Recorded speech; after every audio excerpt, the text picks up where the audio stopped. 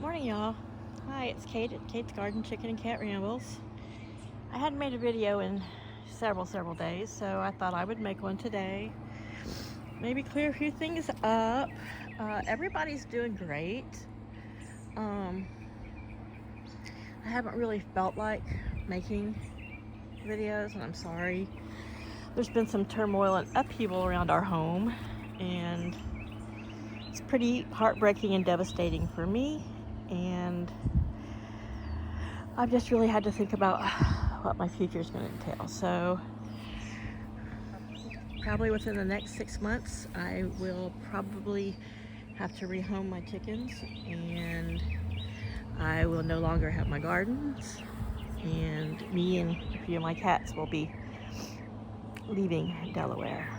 But that's another story, and some of the stories not mine to tell. But anyway, I'll miss this guy, and we'll see. Maybe things will change and I can stay here longer, but we'll see.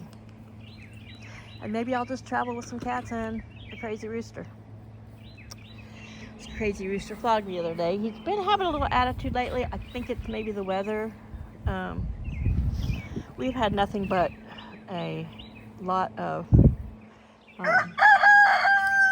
cloudy, and the past few days have been totally rainy, but not like pouring down rain like they're seeing out west, but just constant spitty, misty, drizzly type rain. So we're gonna take a look at the babies. Mister, we're not doing this. If I have to, I'll pick you up, and I can do it one-handed. So apparently, of course, I've erased the comments because I don't want negative crap on my channel. But a couple of people just saw a chick video and then had to be like really harsh and telling me what to build and that I had no idea, I'm some brand new chicken owner. And so let me clear up. At night, Mama and her babies, they go in their little hut. Their little hut gets picked up and put into the big steel chicken run.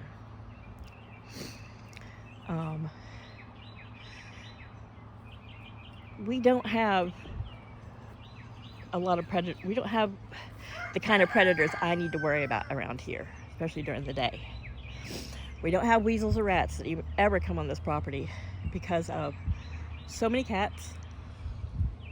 I mean, I even have a bunny and her babies living here somewhere. The cats can't seem to find them, but I see them all the time. I have the roosters. The chickens are fine. They are safe here during the day. They spend most of their day under this tree.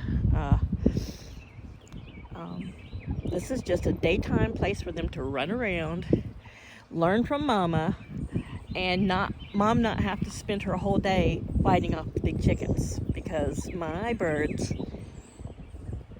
sorry about the wind, I purposely got birds that were heavy, large birds and non-broody birds. Oh, the wind's really picking up. This Mama has, of course, become a total surprise. She's a breed, a leghorn, which are not broody birds. She's part gold-laced Wyandottes, who are not broody birds, but something in her made her go broody, and she's hatched these 4 little babies. She's hiding them now because it's kind of windy and cool. And it's coming out of the east. It's supposed to be coming out of the northeast, but now it's coming out of the east. So I set her at an angle this morning because she said it was coming out of the northeast, which is that way. But it's kind of coming from behind me, so I'll turn her at an angle again. The rest of this week is supposed to be nice and sunny, so I'll leave the shade cloth, but I'll take the board and the tarp that's keeping the moisture down away. She sits in here often, especially if she sees kitties around, but she sits in there so she's out in the fresh air, she can look around, and she's got little babies stuffed under her. Now, my big fear right now is that, look at this little one's got a tail. Oops, sorry. The little yellow one. So some breeds you can tell when they're young by their tail feathers if it's going to be female. I know with the Wyandottes you can. So this dark one, I don't know if it's got Wyandotte, but it's getting a little poopy tail. The RBF Resting Bitch Face one has a little bit of a tail, and so does one of the yellow ones.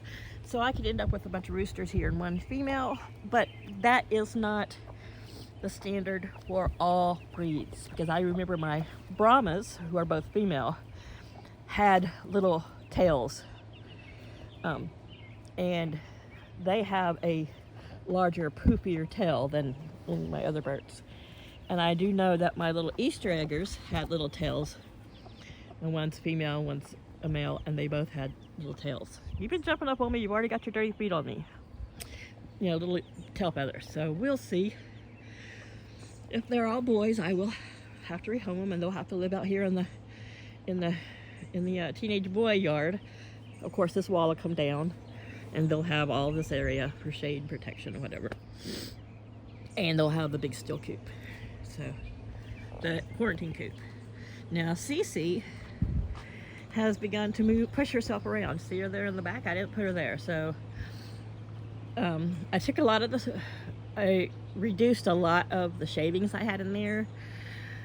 I think knee-jerk reaction, I put a lot of shavings, thinking because she's sitting on her chest so long, I didn't want her sitting on the grate. I think in a way it kind of hindered her moving around, but she pushes herself around with her legs. So in the mornings, or if I see that she's been in this spot for a long time, I'll turn her and put her in front of her food, and she, with her wings and her legs, she gets to her food. So today's experiment is I'm not moving her today. You know, I'll watch her. She's had her breakfast, and she's still got dinner in her bowl, and that's her grain ration for the day. I know your opinion, mister. She gets hungry or thirsty, she'll turn herself around and get back there. So I don't know if she was going back towards the back because it was a little thicker, but it was pretty much all even. But we'll see how that goes. So anyway, I'd opened this right side because this morning there was some sun coming from the east, but it doesn't look like it's happening now. So while I close it, you can look at Laddie and Flower being the happy couple. So when I do pick her up, Cece up, she does make lots of her little squeaky noises. Last night before bed, I came out to gather them up, and Mama was outside of the yard, so she had jumped over the fence, and babies were running around like crazy, like, Mom, Mom. So I had to pick her up and throw her in, and she immediately made a couple squawks and headed into the little bedtime hut and scratched around and called her babies in. So my feed came 2 days early. It's not supposed to be here till Monday, but it came yesterday. So right now they're notching on some Chick House Reserve. And it's amazing that they were 7 days old on Thursday, so now they're 10 days old. And just how much change and how much bigger they're getting. And they're doing so good. And they get brave. This is one of my bravest ones. That's the one I worried about at first. But he or she's also funny because it'll see Mom's a couple feet away or a few feet away, and it'll run and flap its little wings and do these little hops. It's so cute. So I don't know what I'm going to have here or what they're going to be mixed with, and we'll have to see. Depending on what they look like as they grow up, I might not know at all who's whose, except for maybe the dark one.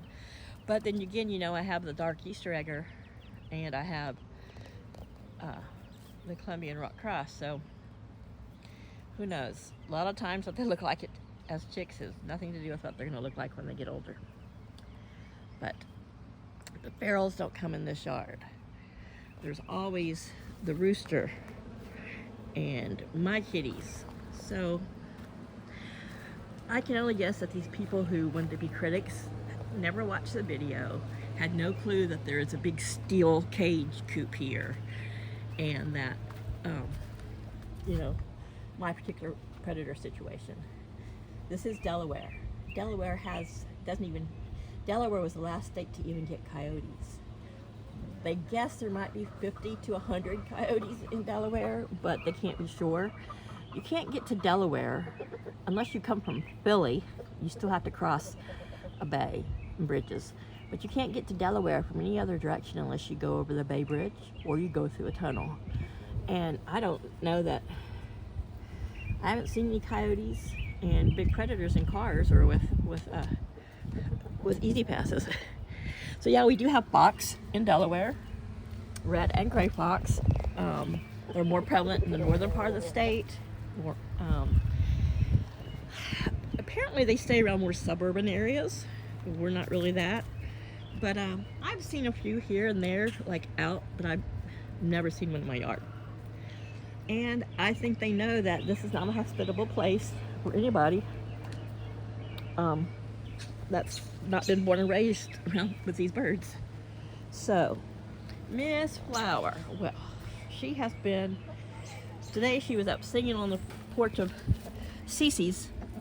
They're in the cat carrier in Cece's apartment. She wanted to lay her egg. She had to lay her egg in there in over 6 weeks, but you know, whatever. She sings the best song. She is laying a very extra large. She is just like a power layer. I don't even know if she's taking a day off. It's probably the leghorn in her. Everybody's laying well. I got plenty of eggs. Everyone's doing good. I think, like me, though they enjoy this cooler temps, they're ready for some sunshine. So I've done a lot of weeding in the garden. Can't really tell from here, and I'm not going to walk over there. Right now, I still only have tomatoes and cucumbers. One of my tomato plants has a little tomato on it, but we've still got nights now going.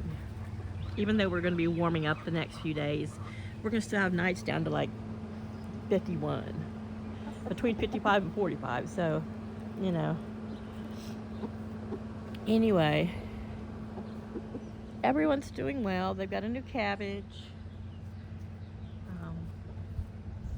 And whenever Flower starts singing her song of, yes, I'm the best layer with the biggest egg, they join in like, yay, you are the best layer with the biggest eggs.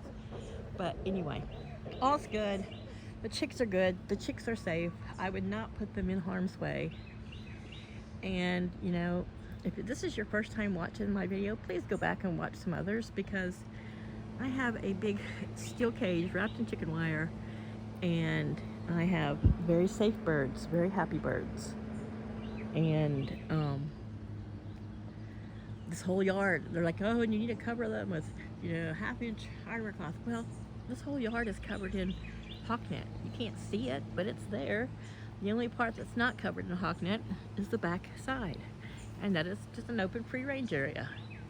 And like I said, even when they were not even a year old, when the one time I had a predator issue, one of my female hens didn't want to be mated by Laddie behind me, and she came running out just as the sun was rising. I'd opened the door and I was messing with him. I walked in the house for a minute. I guess she came running out, and I believe an owl grabbed her, but it got her just barely over the fence, and then it dropped her, because my Brahmas are 8+ pounds. You know, I have big, even Luna, the silver-laced wyandotte, 7 pounds. I have large birds. They're not just easy to scoop up. And like I said, I've got Mr. Mouthy and Mr. Mouthy Jr. over here, who they alert all day long. They're always alerting, you know. If there's more than one robin in the yard, they alert, you know. If a robin lands on the post, they alert, you know. That's just how they are. So, anyway, like, I'm not going to share any sad or bad news, because it's just, you know, it's just my situation, you know. I don't have a romantic relationship or an intimate relationship. I've had a 15-year just life partner relationship, and there were plans, and this was home and comfy, but this other person wants younger people, thinks they might want children, though we're over 55. So anyway, whatever. That's how it is. And so right now, I'm just gonna keep loving my babies and taking care of them, and my garden and my kitties, and we'll just see how this progresses, and I'll take you guys along for the ride. The good, the bad, and the ugly of it. Because I'm very isolated here. I have no family here. And the friends I have here are more just casual acquaintance friends. I've spent most of my time until was forced to retire for health reasons. retire before you can afford or have the money to retire, but I worked. And with COVID and the way things have gone, you know, I've gone through any money I had put aside. So, you know, I'm in a dark place, and it's made me physically ill and really depressed and kind of despondent. And, you know, I never thought, this has been my home for 15 years, I never thought at this age I was going to have to start about upheaval and moving and, you know, giving up all the stuff I built on someone's whim. I'm hoping it's a phase, but anyway, there's no way I can leave here with 13 birds and a bunch of cats. They're not all my cats, but right now I'm staying where I am. I got some ducks I need to get in a row, and I may have to enlist the help of my family, which I hate to, because I love my family, but they're not real big on really putting themselves out to help each other. I mean, they'll help family, but when it comes to their siblings, they're often kind of just standoffish. They don't want to hear, you know. I love them, but I think a lot of times if it's drama or it's stress, they cover their ears and it's like la la la la la la. And I'm prideful. I don't want to ask for help, and I don't want to be judged, and I have a really hard time with how people view me and people looking at me and judging me, probably because I do that to myself. You know, I can't even concentrate on watching a movie or a show for very long now because my mind just will not shut down. I'm trying to sleep more. I've got a bunch of blood tests coming up. My thyroid did not feel right to the doctor, so I gotta have thyroid tests and hormone tests and whatever. So maybe there'll be some answer to why I feel so tired and run down. I know stress is not good for me. My body doesn't do well when my cortisol levels are high. It really affects my heart and my organs, and it all kind of ties into having the beta thalassemia. But anyway, enough about me. Who gives a crap about me? Here are the birds, and we'll just watch them for a minute, and then we'll call this a video, and I'll talk to you later in the week. So for now, bye. Thanks, like, subscribe, share, and we'll just keep plugging away. You guys have a great rest of your weekends. Bye-bye. That is Lily, the Columbian Rock Cross, and the dark one is Zinnia, the Easter egger. And like I said, I do know that at least 2 of the chicks have little cheek muffs coming up, so we'll see. But they've been spending a lot of time under here. When it's just misty, raining, and it's not been too windy, I've got to do some work on that. They've been in there. It's just, besides my not feeling great and being a bit despondent, I just, you know, the weather has not been hospitable to try to crouch down on the ground and get anything done. And I might not do anything to that this year, we'll see. But I want to make sure it's sturdy enough that if a big wind comes up or whatever, it's not going to blow into the fence or collapse on them or whatever. So there's the big booty of one of my Brahmas. And my Brahmas are both bigger than Cosmo.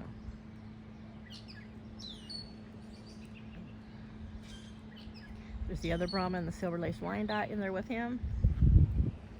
We got these 2. And then we got the 3 that run around out here. First of the wildflowers. And hopefully they'll have a good chance. I can keep Laddie and Flower out of them. I might not even, I've hesitated to put green beans in or anything in yet in the garden. And I'll be honest, the way I've been feeling this week with all the crap that's gone on, all the hurt and cruelty and crap I've endured. Get out of there. Get. So I might just only have cucumbers and tomatoes. We'll see. You guys have a great day. Bye.